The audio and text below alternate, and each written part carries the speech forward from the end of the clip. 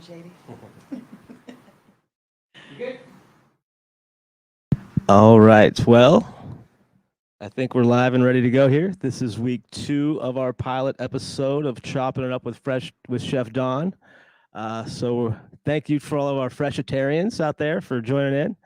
We're super excited today. We have 2 more great guests on our show this afternoon. One, actually a good friend of ours, Debbie from Youngstown Click, and this wonderful lady here, Caroline, my better half. So we have a couple things we're going to talk about, just like we did last week, kind of keep the same flow to it. We'll have some fun questions, maybe ask some things about that, see what's going on in your worlds. We'll talk about some upcoming events this weekend, I think. We'll have a little cooking segment. Our friends at Durrick's Butcher Shop today, I stopped out and got a nice piece of beef tenderloin. We're going to maybe prepare that here a little bit right behind me. So let's get started with Debbie. Debbie, wow, it's been just a week since I've seen you last, and it was here. But an interesting thing popped up on my Facebook post. Actually, it was a year ago on the 25th. Can you believe that? That you actually reached out to me to interview us about YoFresh, right? And I was thinking, wow, and I look back over the year, and you've actually, we've been both so busy, we haven't had as much time to connect maybe as we wanted to. But I was thinking back, we have actually had a lot of good things we've got to do together.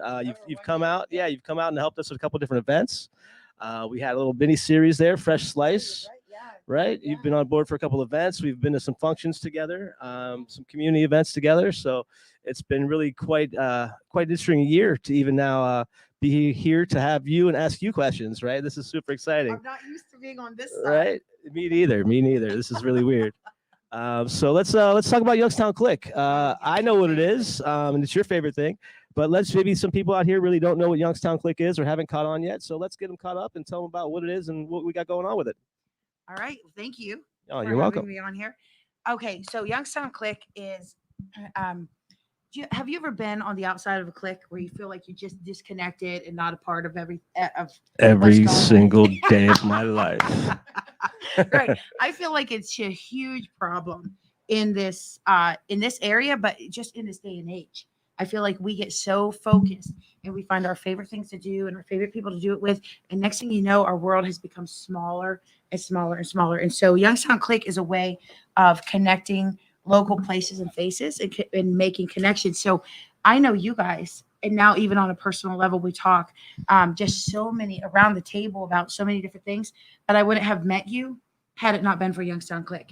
And another friend of ours is the one who introduced because of Youngstown Click. And I hear these stories from a lot of the click will say that they tried a place or went somewhere because they saw it on Youngstown Click. And that just makes my heart so happy because that's the idea. Life is too short to live a boring life. I want to put that on a t-shirt. That's a good one. Life is too short to stay in a rut is what it's going to say. Because we all do it. I don't care who you are. You get into your rut and your routine. And so Youngstown Click is a way of expanding your click if you want to be a part. So none of this like, oh, hey, us four, no more. It's literally if you want to be a part of it and you bring value and you want to just log on and kind of connect to the world around you, that's what Youngstown Click is for. And it's going to be so much more once the website's done. That's really great, exciting. You mentioned a shirt. Do you want to say that again for one more time? You mentioned a shirt. What do you want on your shirt? Life is too short to stay in a rut. Life's too short to stay in a rut. A quick shout out to my friend Maurice Scott over at Youngstown Apparel. Oh, yeah. Maybe he can help us out with something like that. But today we're repping his Rust Belt brand wear here from the Youngstown Apparel, one of my favorites as well. So a quick little tie in there. But even I was thinking, as you were talking, even the local ties and people that we've met, it's come full circle. Even people along your journey that you didn't even knew that I came across, right? Conversations like, oh wow, right? Friend, Don right. You're like, what? We talked. It wasn't always that way. There was a time you didn't want to be a mutual friend of Don Rittenauer. You wouldn't tell anybody if you were. Right. But it's super exciting being about friends is because you even actually have a responsible really to bring in one of our employees to our table with YoFresh, right? With one of your friends. How cool is that, right? That is so cool. And she loves working for you guys. Oh, that's great. Thank you. She loves cooking and being able to be a part of that. So and it's just those little events. Those person too. You know who you are. You know those little things out there. Those little moments though, right? Like again, it's taking the time and getting outside of yourself maybe and talking to another person And even again for you, for that was back when still when interviews were really fresh to me and YoFresh, and I was kind of ever being really uncomfortable and intimidated. Even at the time, like who even wants to watch somebody talk to me? And here we are now, and I'm still saying the same thing. But again, we're very excited about that stuff. So let's see, local things. What are some of your favorite local things that you found on Youngstown Click that maybe is off the beaten path that maybe some of our viewers might not even know of, that have maybe been here their whole lives and not even known about? So one of the things that I have just recently discovered is there is a campground right here on Western Reserve Road. Joe actually is the one that told me about that last interview. And I'm just like, man, I want to go camping. I always thought you had to go like an hour away. And I'm not a camper, but I like the idea of it. So I'm like a newbie. So that's something that I'm super excited to check out. Have you been to the You Me We coffee shop over in it's on Tippecanoe in 224? I have not. It's literally like stepping into a little Los Angeles boutique, but super great coffee. They bring in coffee, so it's unlike any other coffee that you'd experience in this area, which I like the diversity. I like being able to try all the different ones.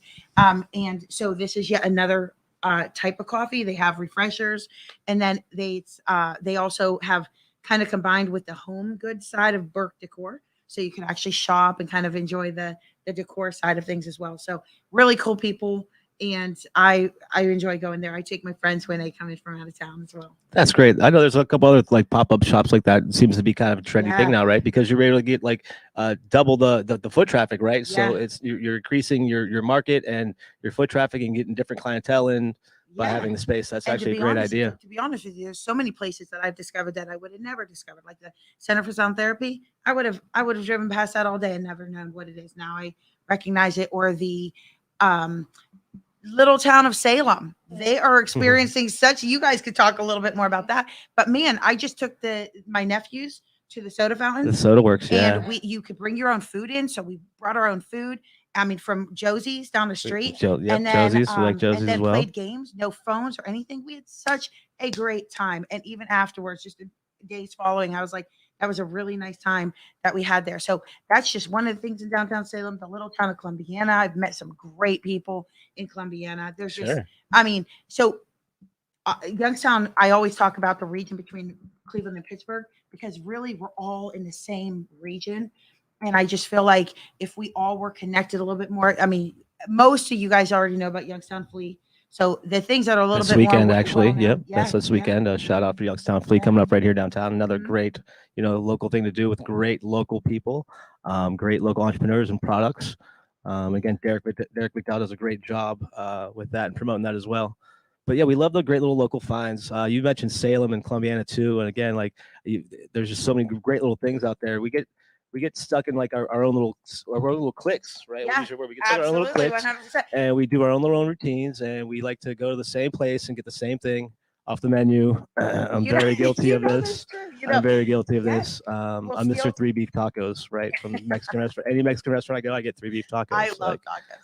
Did you see Steeltown Sunrise open? I did. Actually, I realized that was actually from Warren, right? Sunrise Warren. Because at first I was like, oh, brunch spot. Yes. Yeah, that's what everybody thought. It was brunch spot. That was a little disappointed. But then I seen it was Sunrise related with the Sunrise in Warren. So it's great to see them as, again, another little local staple, right? And like you said, the Youngstown, again, we tend to think of just right here downtown. But I have that same mindset. Again, it's that bigger community. And I think if we all kind of got into that more of a mindset, it would actually benefit our area tremendously, because there's so much division, even again, like, oh, I'm not from Youngstown, I live in Boardman, or vice versa, or right. And again, even amongst the high schools around here, there's so much competitiveness with high school football and high school sports, that right, like you're not from here, you're from here, but really we're all right here in the same community. And like, again, all the stuff that happens here, no matter what, if you don't live right here or not, like in this area, it trickles out. Like it's all like the heart and the blood flow. It's the same kind of thing. It's where it might not, it might not really affect you on a daily basis because it's not outside your doorstep. It definitely affects you on like a community basis because it's in the area and as the future as we grow.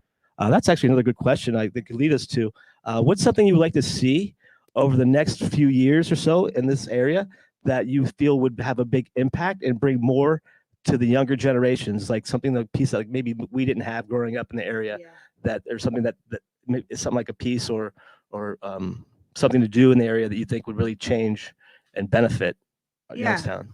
Well, I know that when I was growing up, I loved going to Friday night skate, and all these different things that were cooler than they seem to be now.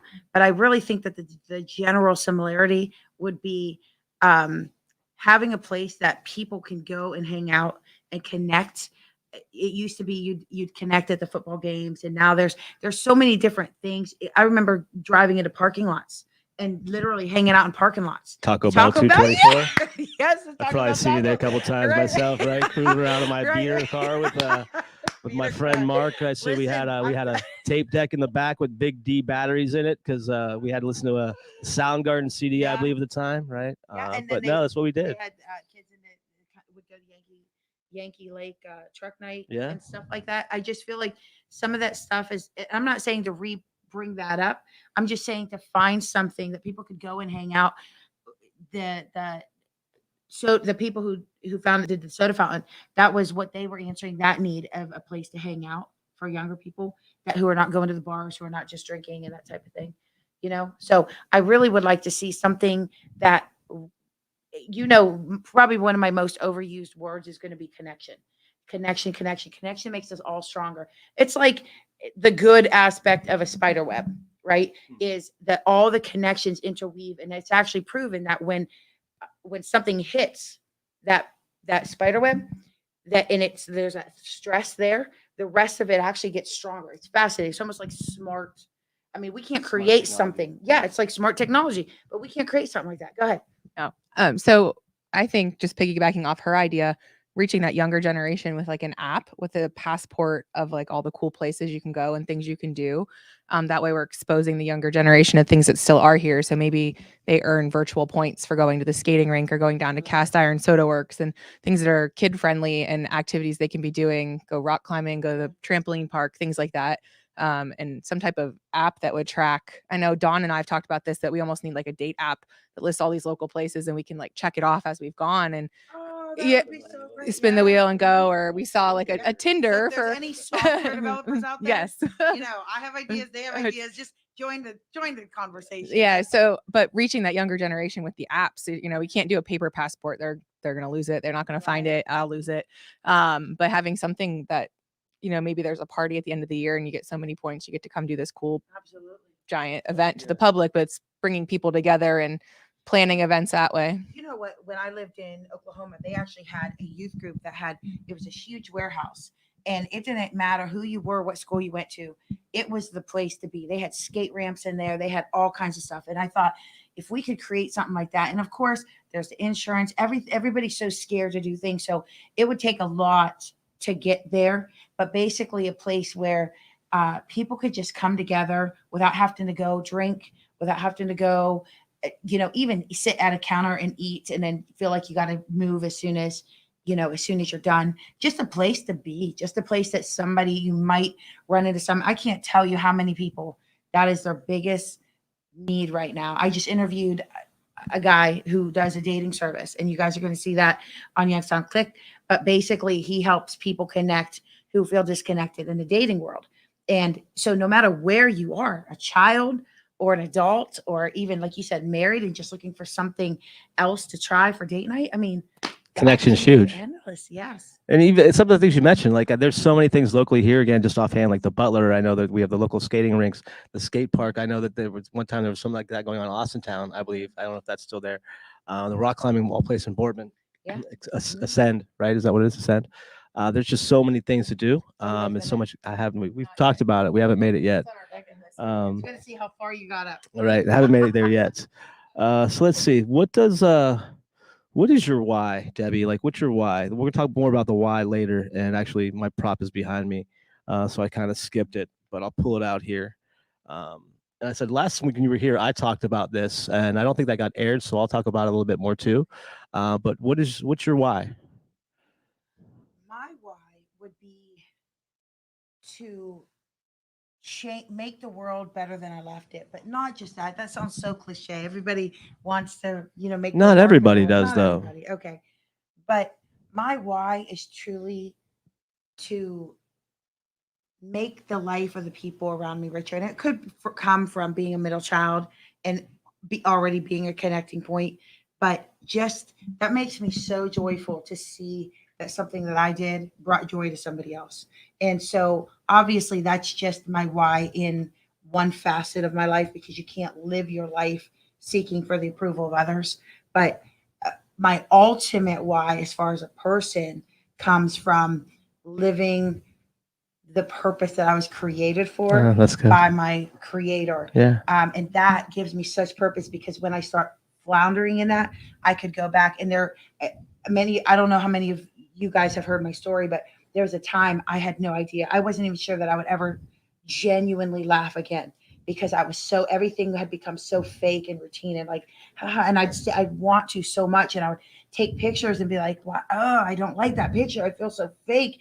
But I just genuinely did not know if I'd ever laugh again. So when people say, "Oh man, I love your laugh," or that type of thing, there's such a joy, because I could go back and find my connection with my creator, my connection to what my purpose Your is. purpose. So Yeah, that's sure. my overall why. But as far as Youngstown Click, is literally to make the city better, to literally hold up a mirror to the people I encounter and show them what could be, Sure. how they could be a part of a bigger picture. And I think that's the thing. We could watch TV and be like, oh, that's a celebrity, oh, that's a magazine. And you don't see, you're not connected to the people in Hollywood. You're not connected to the people doing movies. Maybe your money is, you know what I'm saying? But you're not connected. And my desire is to hold up a mirror and say, this is how you are connected to the bigger picture. That's beautiful. That's actually one of the reasons. Again, I know that we've actually had you help us out on a couple of events, and that's because of even like you touched on your smile, your laughter, and your personality that you bring to the table. It's exuberant and it's bright, and it's a beautiful thing. And again, it's part of why we like to have you around ourselves, because again, you definitely make things brighter and bring a smile to people's face. So we definitely understand your why, and we appreciate that too, because again, it's really important of having that. Again, we'll touch on that a little bit later when we talk about some of the books and stuff I've read, and some people that have encouraged me along my journey. And again, a lot of my life has kind of changed recently once my why has kind of became a little bit more clear. So let's take a few minutes and now let's turn to you, to Caroline. So we grab the other mic here. Sure. Awesome. Unless you want to hear me breathe. Deep breaths, deep breaths. Lamaze class is at 7:30. So Caroline, Yeah. we know you got a lot going on, and we're gonna save some of your swim stuff. Yeah. We want to talk about that more at a later date. You said more around Swim Awareness Month and stuff like that. I'll But mention it. So yeah. what I do outside of YoFresh is I work with individuals with special needs or water trauma and anxiety, and make sure that they're comfortable and giving them access to aquatics and the pool. So the number one cause of death for a person with autism is drowning, because they tend to elope and they're attracted to the water, and water's calming. And so I work to reduce that statistic directly here in our community. So right now I'm teaching 2 days a week, all day Sundays and Thursday nights, and then Tuesdays coming up. But that's outside of YoFresh. Right, now. so- COVID shifted the world a little. Right. So let's see. My little notes here says you're definitely a big major role and the real driving force behind the scenes of YoFresh. I know like we might be used to seeing Chef Don on TV and Chef Don promoting YoFresh, but I think And I without like it that way. Caroline, there really would not be Not a comfortable in the YoFresh. camera. So we want to thank you for that. You're welcome. You've seen a blank canvas. You got to see part of me before this, right? And before YoFresh was a Did. thing. You've actually pulled out a lot of my strengths.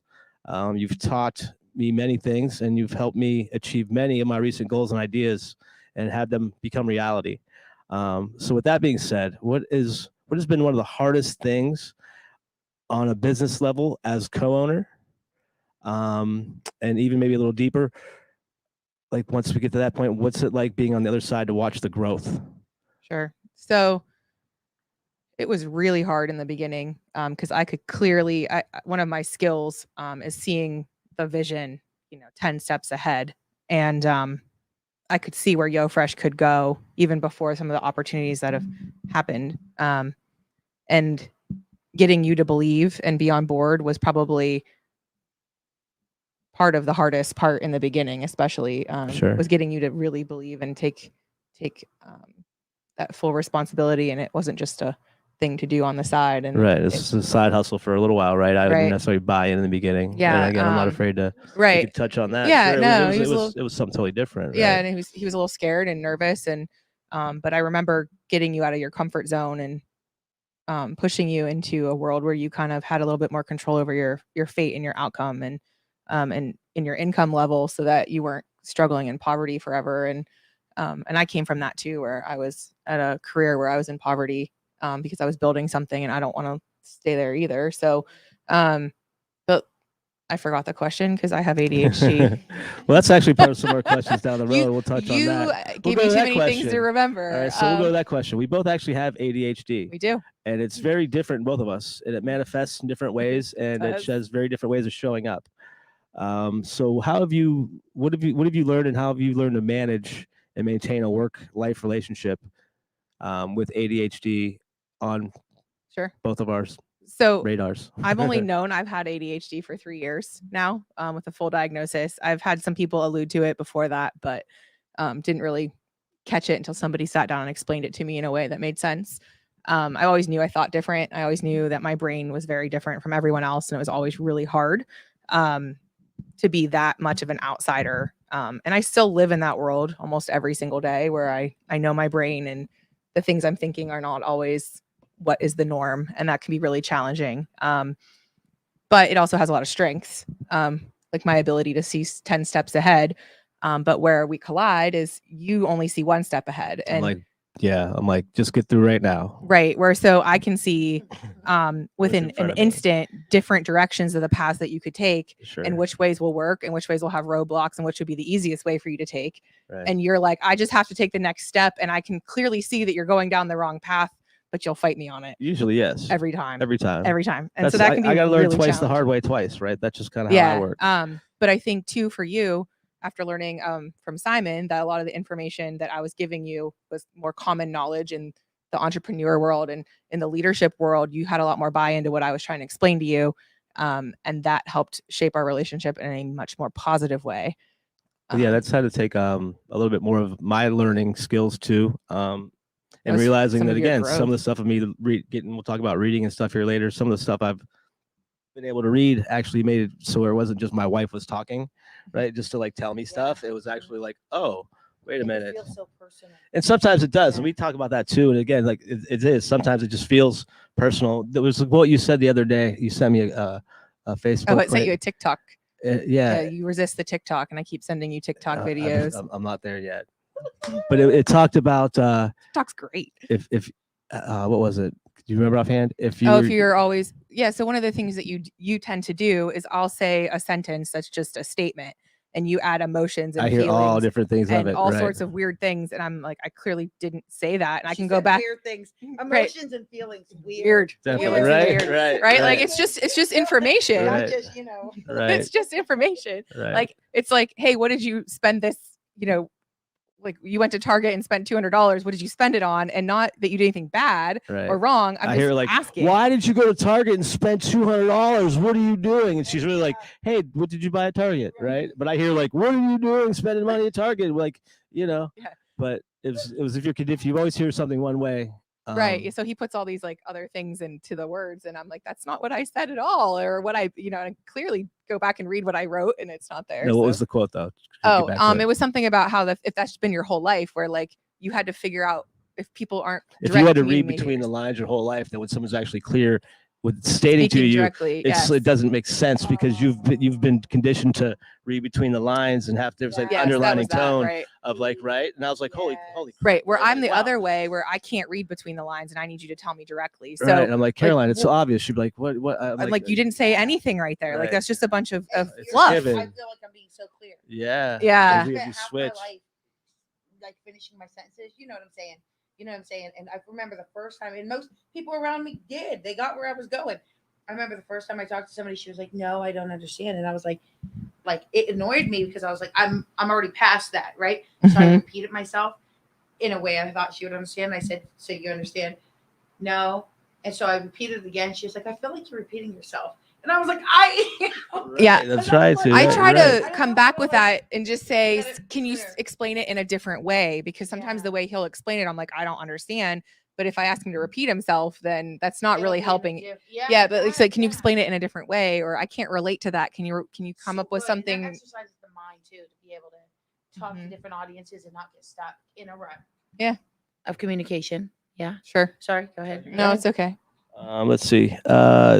You were a schedule and task guru, Caroline. Again, that's because you've actually built systems and stuff Right. prior to your knowledge of right. knowing you had ADHD to actually manage that. Right. So you've actually been able to build our own website at YoFresh with minimal help, and you have a mythical calendar set up, and you use FocusMates recently to help with your workday. Yeah. Can you share more about FocusMates and what they are and how they help you? So FocusMate is this really weird video chat service, but it's not really weird. So you get matched randomly around the world with people who are also working on their own. It's kind of having a virtual accountability partner, a study buddy. So you can go on and schedule 24/7. I could go on right now and have a partner at the next 15-minute interval. You work for 50 minutes. So you get on, you get matched with a random person. All right. So we're on. I got some work to do. You got some work to do. And I say, hey, Don, I'm here to work on, I'm trying to get as much receipts entered into QuickBooks as much as I can. And you say, I'm working on my questions for my webcast next week. That is so cool. And I say, great. And then we both mute and we work for 50 minutes without talking. But that person's sitting there on a video chat in front of you. And you can talk, you can text, chat with them online. And then at the 50 minutes, there's a little timer that goes off and you come back and you say, I did this. And they said, I did this. And then you say bye. And you never have to see that person again if you don't like them ever. And this is actually how I met my virtual assistant. It's basically just like virtual accountability, right? Virtual accountability, study buddy. So it's kind of making sure you're on task. And it's really task. reasonable. It's $5 a month service, and I'm on there. I think I've done over like 1,300 sessions, which is insane. Since COVID started, is how I started focusing. But I met my virtual assistant. I was gonna say, tell us more about your virtual assistant. She's kind of our friend now. So my virtual assistant is in the UK, and if there's people you like on FocusMate, you can share your link to like book with each other so that you can work with the same people and like pre-book who you're working with in chunks of time. And I like to work in 2 session blocks without a talk in between. So the talking distracts me. So she's one of the ones that I co-work with very frequently. And I actually get up and FocusMate with her at 5 a.m. So she's already working. It's like 10 in the UK. Sometimes she's even done work for us already before I even wake up, and it's sitting in my email. But I say hi to her in the morning and she says hi. She tells me what she's doing, and I usually do my morning routine. And then at 6, I head to the office and do stuff. But it helps me even getting out of bed and that person to be accountable with, so I don't pick up my phone and start scrolling. And keeps me off my phone in the morning, which actually helps me not be so dopamine deprived later in the day, because I'm not getting that dopamine hit from scrolling, which the ADHD brain wants. So I go get my dopamine from accomplishing tasks and scroll later at night. So makes sense. That's what I do. Awesome. So as we sit here with both of you, I think you can both kind of say this. So we'll start with you since you have the microphone, Caroline. How has your comfort space become a source of revenue for you? Right? Because we're talking about aquatics a little bit, right? That's your comfort space. For me, it's a kitchen. Right. For you, it's so how have you taken the steps to make your comfort space a source of revenue? So the pool is the only place I ever feel at home, and I'm ever completely 100% myself. Like I'm more comfortable in a swimsuit in the pool than I am anywhere else in the world. That's kind of weird for most people to hear. But the water is calming and it's quiet. When you're underwater, it's very sensory depriving. And now that I know that I have ADHD, that all makes sense. And being in the water is kind of like having a weighted blanket on all the time. So that's where this all kind of started, but I didn't know it. And then I started coaching when I was 19, summer league here in Youngstown. And then out of college, I got a job coaching full time at a junior college. I coached some All-Americans.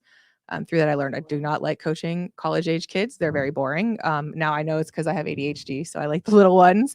I like to build their strokes because they're always active and busy. And it's a very busy hour. And so I came home in 2008, started the Piranha Aquatics program.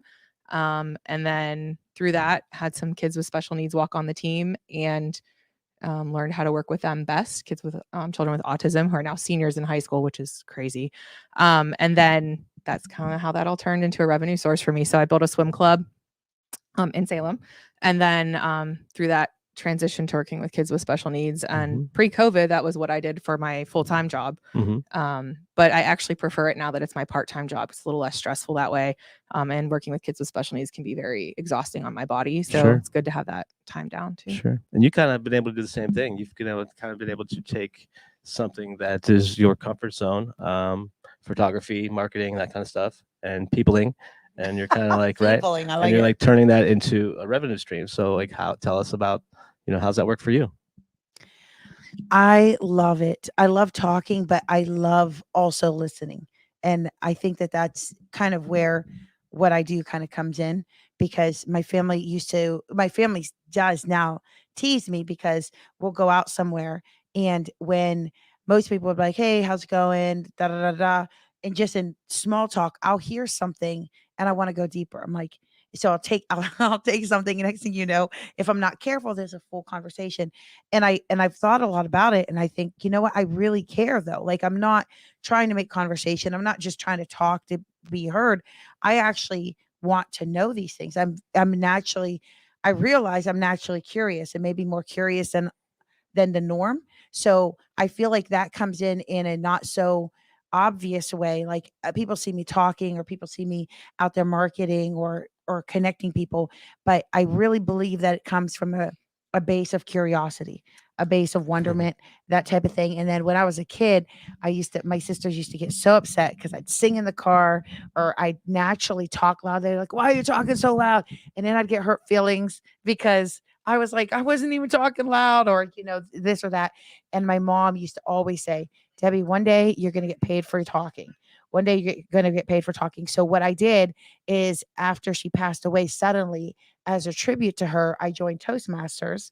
And that was like I talked before then, but Toastmasters was really my connection point, kind of even separate than Youngstown Click, to just honor her, to say, you know what, the one person that never got annoyed with my Sure. talking and conversation, and actually used it to kind of hone my confidence. She would send me in to talk to people that my sisters wouldn't want to do. So basically, that's a little roundabout way of just saying, I love right now, like you said, it's like a convergence of the things I love: talking to people, curiosity, photography, videography. It's like a convergence, and I love it. And I love meeting so many new people, because, like Joe here at the studio, look what he's built. It's amazing. And if it wasn't for Youngstown Click, YoFresh, I could be in the city and not know that this was down here. Sure. No, that's great. And again, it's funny because it seems like you ask why a lot, right? Like it's kind of like your why. You want to know why, and that's awesome. So it kind of brought up again back to our why. And last week again, I think we touched on it, but it wasn't live. But we touched on it. You got to hear some of it, and Caroline, too. My why. So like I said, this is kind of like, right, like this is my why. Like I said, this is the one that keeps me up at night, right? And keeps me going, keeps me motivated, keeps me humble, and my why is kind of somewhat similar to something you mentioned on. My why is leaving a legacy and having impact, because I lost my mom to a doctor prescribed overdose, and was on the same path myself, but through the right paths and the right decisions and choices, and the right change of people, places, and things, and all those things, and finding my why, we're able to be here now. Well, sometimes. In the midst of this, can you share what you shared with me about Sure. the phantoms? About Yeah, what sure. you've been out- Yeah. We could talk about the phantoms again. That's we can sit and talk about YoFresh for like weeks at a time, and all the little twists and turns and people along the way. For me, again, it was we were in Ohio Valley Teen Challenge. Again, that was where I went for a year-long rehab program. My drugs of choice at the time were opiate pain pills, and a lot of people around me didn't really know that there was an issue, because I didn't look strung out on drugs. I had a job, I paid bills, right? I looked like I had my stuff together. But losing my mom, again, I was the realization of knowing that if a person that I knew was convicted of murder for killing my mom, I believe in my heart I would like to forgive that person, but I wouldn't call them every day to go hang out with them. And that was one of the first really moments when that clicked in my brain. Was I'm literally going to hang out with the person that took my mom away from me every day. I'm calling him. I'm going to find him, right? I'm calling him all day long, right? I'm just trying to hang out with him all the time. So that was, for me, that was part of my eye-opening experience, and on for the journey to get to even this point. But in the Ohio Valley Teen Challenge, I ended up in the kitchen. Imagine that, right? Chef Don was in the kitchen in the rehab place, which was a good place to be. I got to eat pretty well, at least, when I could. But we would go out to right here at the Cavelli Center. We had work details, and one of them was cleaning up. We call them the bowl cleans at the Cavelli Center. So again, after all the good events, you can imagine all the nice popcorn, red slushies on the floor, pretzels, bubble gum, right? There were monster trucks and mud and all that good stuff all over the floors. And we would sweep and mop and clean up. And yeah, I like to go just get out of the house, out of the rehab facility. Because again, a lot of the work details, I would stay behind and prepare their meals. So when they would come back, I would be there cooking lunch all day, and they would come back for dinner and stuff like that. But I distinctly remember being at the Cavelli Center, walking around, pushing my broom. I said I could take you over there right now and take you to about the right row where I was at, and pretty much the exact place I was. And I just seen some local, there were local banners and signs around, local logos. And I just real simple was like, Lord, I want a logo someday. And that was really it at the time. I didn't think much else about it. I probably went along. I finished sweeping them up on the floor. Probably had some popcorn off the floor, dumped some out of the box, right, and ate some popcorn. And I went about my day. And then again, before I knew it, I finished up that program and whatnot. And YoFresh is kind of starting. Even before YoFresh, there was a gift from my wife for a birthday present. Our friend Becky drew me up a little logo, DR Culinary. So I had a logo, right? And it didn't even dawn on me even then at that time, right? It still didn't click. See what I did there? And thank you. And so it still didn't click yet. But fast forward, we have this YoFresh thing started up. We got a new logo. Caroline asked some questions of a local friend of ours from iSynergy. I'll give them a quick shout out over at iSynergy, our friends over there. They do a lot of good stuff and help out a lot of good marketing stuff on our end, and Google search and all that stuff. And they taught me a lot about all kinds of good stuff that I can't remember right now at the top of my head. But Steve would have been proud. But Steve Cross actually was able to come along, and he actually honestly gifted us. Looking back at it, was this promotion with the Cavelli Center, to where we actually had our logo in the Cavelli Center on the boards and on the ice, like for the Phantoms games, for the home season for like 2 years. And again, it's a crazy story, and it's hard for me to share sometimes because it doesn't make sense at all to like the normal brain to wrap around that somebody gifted me that package, and that 6 years ago that I was in a place where I was to where I'm a place now. It's hard to even wrap around and think about it.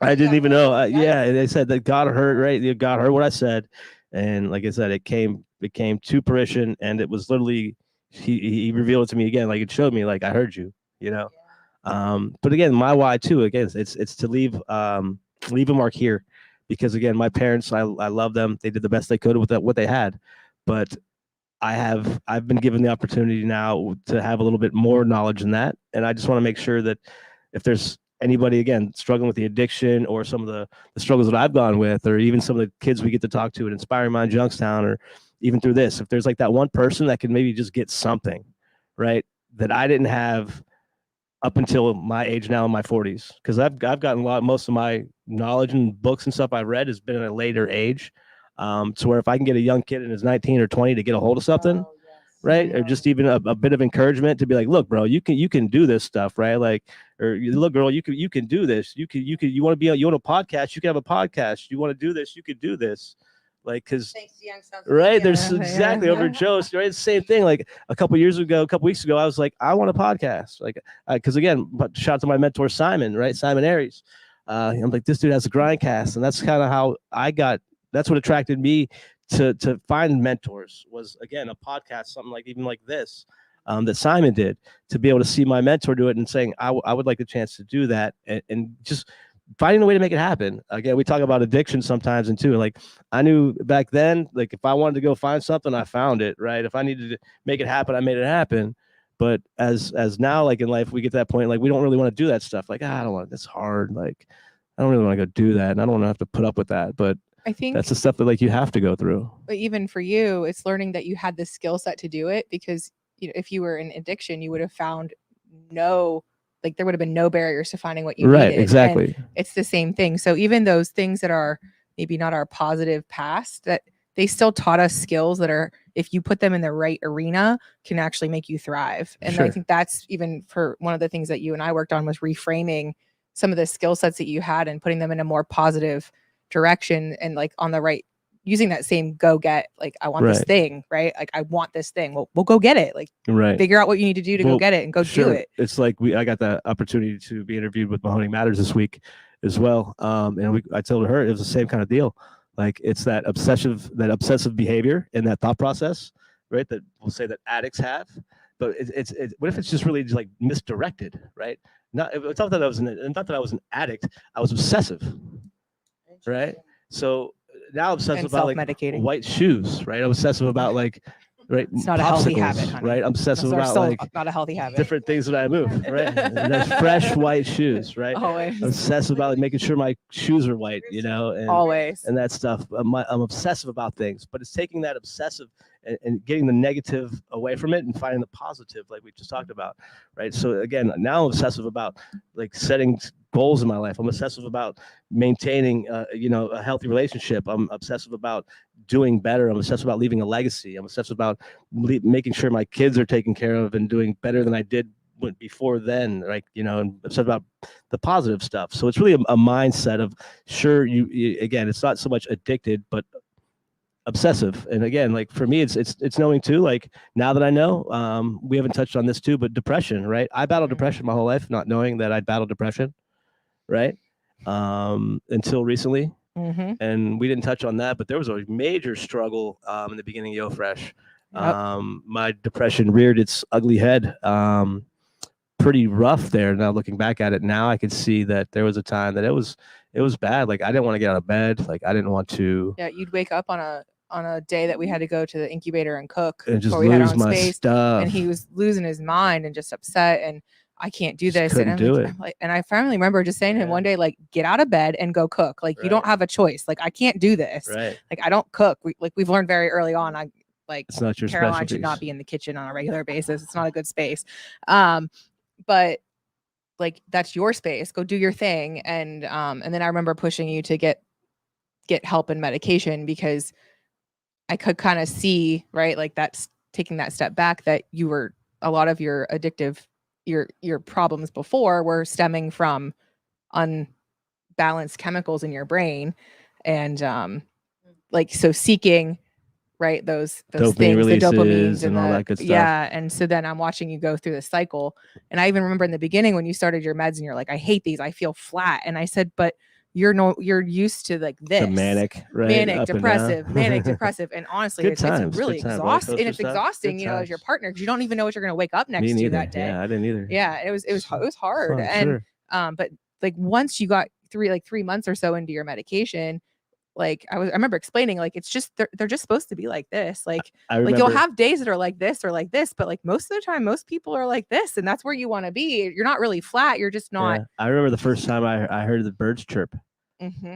Right, I can distinctly remember, like it was just a day, but for whatever reason, my medication, right, my antidepressants were working and whatever. It was like the first time, like the noises in my head turned off, and I like literally heard birds chirp, and I was like, oh wow. That is crazy. Right, like this is normal for everybody else, right? Like, but in my head, it was always noise and chaos. Well, and like with me and my ADHD, I just switched to whatever medication I'm on now. It's my 3rd different med, and I didn't realize how much I had anxiety until this medication made it go away.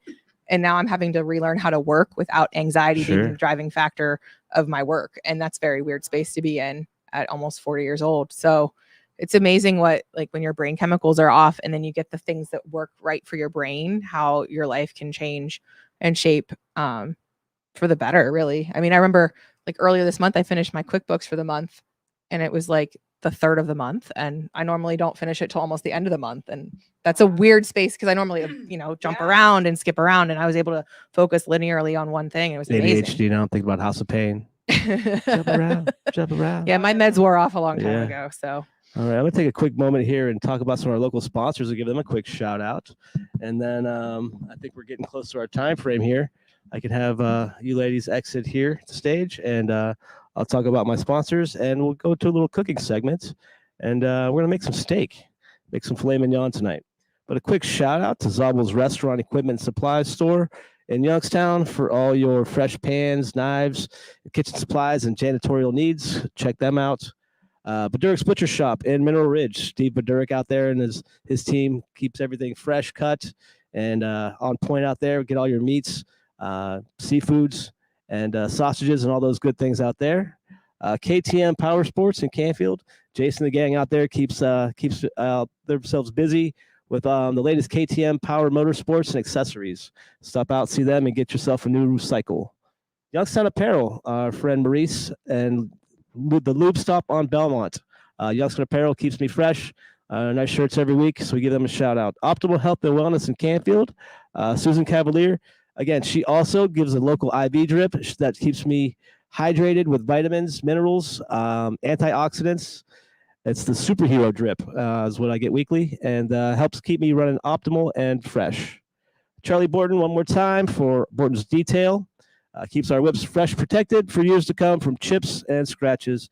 And of course, our friends here at Youngstown Studios. And Joe, we definitely appreciate you guys for having us out and making this all possible. I know this week there's a couple events coming up to talk about real quick. Like we mentioned earlier, Youngstown Fleets this weekend.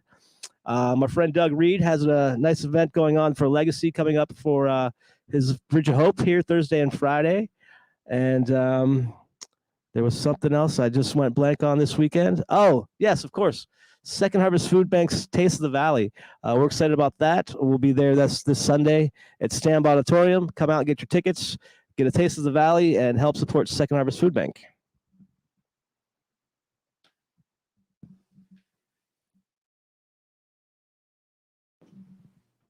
All right, now the transition time here, kind of like Mr. Rogers. Little shout out to Mr. Rogers. He's definitely one of my go-tos back in the day. Right, get my coat here, change my shoes. I don't want to get anything on our nice Youngstown Apparel shirt.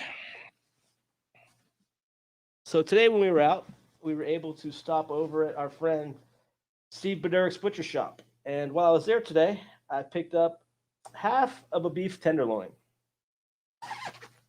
So what we're going to do today, we're going to sear some of them off.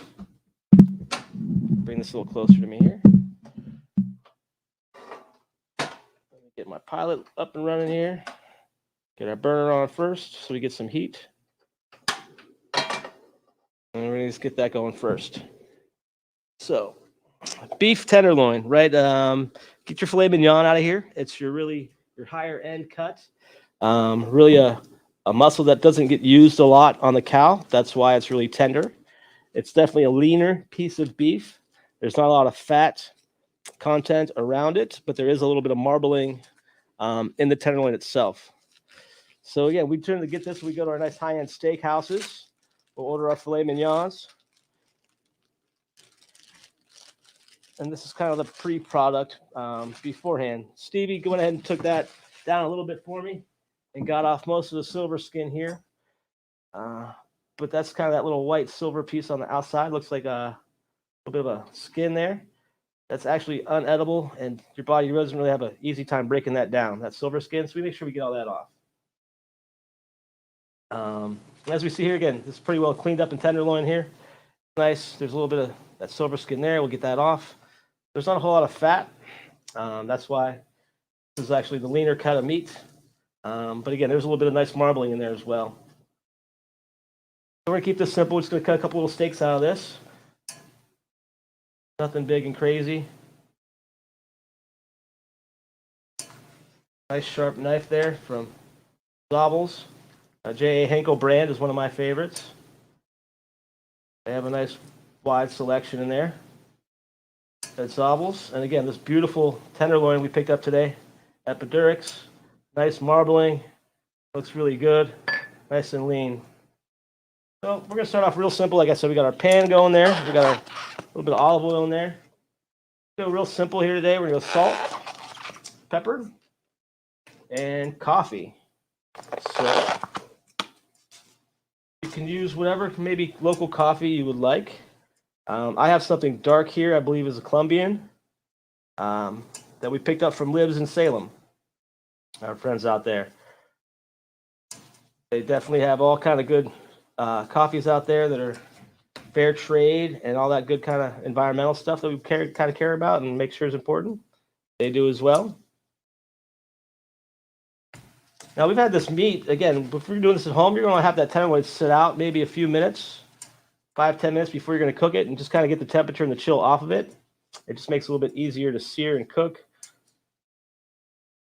And we're going to take a little bit of this ground coffee here and just kind of dust the top of this. Our pan's starting to smoke, so we're going to turn that down a little bit. I'm going to flip our meat over there. Same thing, both sides, right? Everybody see that guy, the Salt Bay guy, right? That little high. Why he does that? The reason he does that so high is because that way you'll get a better coverage and it won't be so clumpy on the meat. If you want to do that way down here, you're going to get a lot of salt in one space. So we got our salt, our pepper, and our coffee there. Just going to kind of rub that in there real nice. We got our nice smoking hot pan here. As you can see, it's definitely smoking hot. I'm just going to place our fillets in there. Got that nice sizzle. You definitely want to make sure your pan's hot. We'll get that back on the flame there. Now, we bought the whole tenderloin today with the head end right here. So you would cut steaks all the way down. You kind of see how that V shape here. So really, you can take this end here. If you maybe like some bacon wrap fillets, right? You'd be able to cut that down. Use that. Take a nice piece of bacon, wrap around there, and you still get a nice steak. But for these ends, I like to take these down. You need to use them for a saute dish in a nice quick sear pan. Maybe some steak kebabs or anything we want to do, like maybe a saute dish. Maybe like a teriyaki beef, something like that. But you basically clean that off, and again, that's your just nice fillet cut there that you would get your nice steaks from. We're getting a nice sear here on our tenderloins here. We can see nice no stick, nice golden brown. Even cooking on a nice pan there, non-stick pan. That makes it easier. We're going to let those cook now. Again, depending on how you like your steaks, depending on how you want to cook them for. Medium rare, probably the best way to go. I'm not a super rare meat guy. Again, I blame my mom for how she cooked when I was growing up.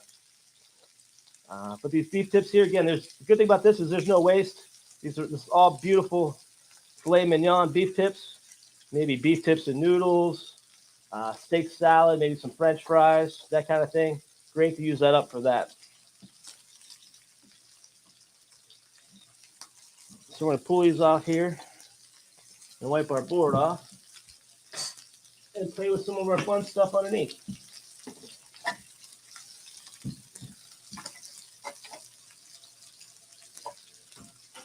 The thing about these steaks too, I'm getting ready to pull these off here and we're going to let them rest. That's one of the most important things about beef and steaks and pretty much all meat when you're cooking is the rest time. So if you could picture this meat right now, all little molecules in there, probably like your kids late night when they've had a bunch of sugar, right? They're up and they're running around, screaming, hollering, going crazy. And that's what all the molecules are doing right now in this meat. So we're going to pull them off and let it set. So all that stuff inside can rest and come together before we cut it open. Because if we were to cut them open now, all that good juice inside is just going to get lost. It's going to cut, and we're going to open it, and it's going to run out, and we're not going to have any of it left in our steak. It's going to be really dry. So we're going to try to do this little quick meal here in one pan, two, right? Because we don't like to do a whole lot of dishes. So while our steak's resting, we got our same pan here. We got some shaved Brussels sprouts. We're going to throw in here. That way our oil's already hot in there. We got some of that nice beef flavor in there too already.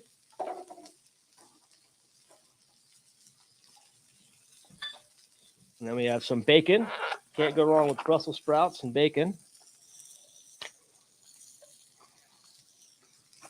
Those are starting to come together now. I can smell the Brussels sprouts starting to get a nice sear on them. A nice little caramelization. A little piece of garlic here.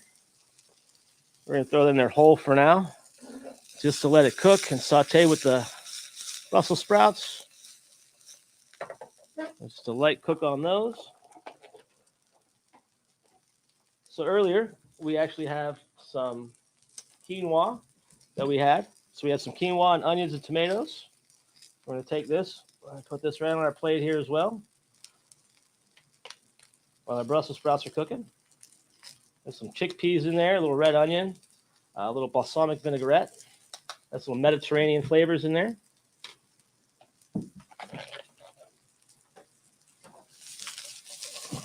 Now, we don't want to cook our Brussels sprouts too long. We kind of want these to have a little crisp to them, but still be tender to eat. That's why we kind of cut them really thin and slice them down so they would cook faster. And we could turn this back up, and we're going to add a little bit of butter, about a tablespoon. And we'll just finish helping that cook a little bit with our Brussels sprouts. We got some butter in there. Nice. Hope we're not making too much smoke in here, right? I can see cuddling there. We don't want to turn the sprinklers on here. So we're going to go ahead and kill this heat now. And if we were at home, I'd probably cook these just for a few more minutes. But as is, with a little smoke here, we're going to kill that heat. So now we have our two beautiful pieces of beef tenderloin. We have a nice nice quinoa salad there. Now we have our nice Brussels sprouts with bacon, a little fresh butter. So going along there. All right, so heat's off there, so we're not making any more smoke. Got our Brussels sprouts, a little salad with our bacon, and a little bit of mushroom tapenade here, bruschetta topping per se, just some mushrooms and some olives and some olive oil. I'm gonna put those right on top of our filet as well. In just a few minutes like that, we just put together a nice meal, a nice dinner that you can have at home. Quick and easy. Some nice beef filet mignon, a nice little cold salad, and some fresh Brussels sprouts. And again, that coffee rub from the steak got a nice little smell in the air. These are beautiful, ready to go. They've rested. Now we just take a little cut up here, take a little taste, and have a little dinner. So tune in next time for some more fresh cuts, some fresh eats, some more eat good, feel good, do good from YoFresh here at Youngstown Studios. Until next time, eat good, feel good, do good. We'll see you.